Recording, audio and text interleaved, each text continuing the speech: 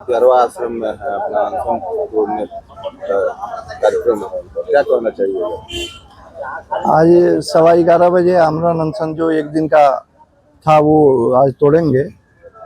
असल में बिहार की राजनीति में जो नया उलटफेर देखने को मिला चुनाव के बाद, उसी के आत्मचिंतन के लिए उन्होंने अपना एक दिन का मौन उपवास रखा था।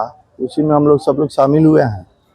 आज वो उपवास समाप्त होगा और फिर आज से एक नई पहल की शुरुआत होगी पूरे बिहार में। जो आगे आने वाले समय में उस रणनीति पे विचार किया जाएगा। लगभग 1.5 वर्षों से आप लोग मेहनत कर रहे हैं, जन स्वराज पार्टी मेहनत कर रही है, लेकिन सफलता एक भी नहीं पाया गया है। इस पर क्या कहना चाहिए?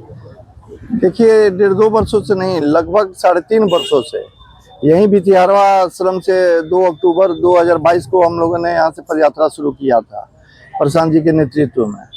तो इस बीच में वो लगभग 6,000 गांवों का दौरा किए, पदयात्रा किए, लोगों को समझाने का प्रयास हम लोग किए। लेकिन हो सकता है कि उसमें कुछ कमी रह गई हो हम लोगों में, या तो हम लोग उनको ठीक से समझा नहीं सके या वो हम लोग की बातों को समझ नहीं सके, जिसका नतीजा हुआ कि परिणाम आज देखने को मिल रहा है। लेकिन इससे हम लोग हतोत्साहित नहीं हैं। बिहार की जनता में एक जो जागृति जो पैदा हुई है अपने अधिकार के प्रति, वो तो प्रशांत किशोर जी का ही देन है कि आज लोग अपने बढ़ चढ़ के अधिकार की मांग कर रहे हैं और उस पर विचार कर रहे हैं। तो आने वाला समय निश्चित रूप से जन स्वराज का होगा और उसी रणनीति पे हम लोग आगे काम करेंगे। पलायन और शिक्षा बेरोजगारी का रणनीति काम नहीं आया, आगे के लिए क्या रणनीति होने वाली है? नहीं, काम नहीं आया ऐसी बात नहीं है। हर दल के लोगों ने अपनी घोषणा में यही बात रखा और आगे भी यही सबसे बड़ा मुद्दा होगा। बिहार का जो सबसे बड़ा मुद्दा है पलायन है, बेरोजगारी है, अशिक्षा है, स्वास्थ्य की समस्या है, तो ये तो रहेगा ही, यही मुख्य मुद्दा रहेगा। अभी आज चुनाव खत्म होते नहीं हुआ, आप देख रहे हैं कि ट्रेन में वैसे ही लोग भर भर के जा रहे हैं अपने रोजी रोजगार के लिए, 10,000 12,000 की नौकरी के लिए। तो लोगों को ये समझ में नहीं आया। एक ऐसा दल जो पहली बार बिहार में आया था, जो रोजी रोजगार की बात कर रहा था, शिक्षा की बात कर रहा था, पलायन का विरोध कर रहा था कि पलायन को हमको रोकना है। लेकिन हो सकता है कि हम लोगों को समझाने में कुछ कमी रह गई हो, उनके समझ में ये बातें नहीं आई हो और एक बार फिर वो एनडीए में उन्होंने अपना विश्वास व्यक्त किया है और जिसका परिणाम सामने है।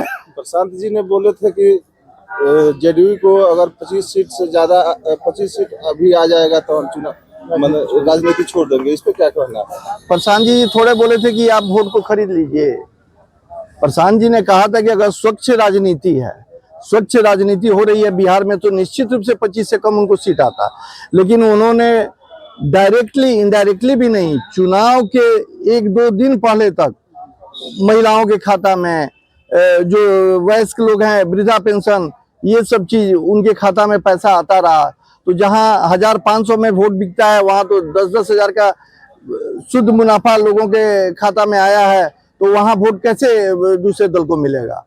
उसी का नतीजा है। हम लोग वोट नहीं खरीद सके क्योंकि हम लोग की सोच ही वो नहीं है। हम लोग महात्मा गांधी के रास्ते पे चलने वाले लोग हैं।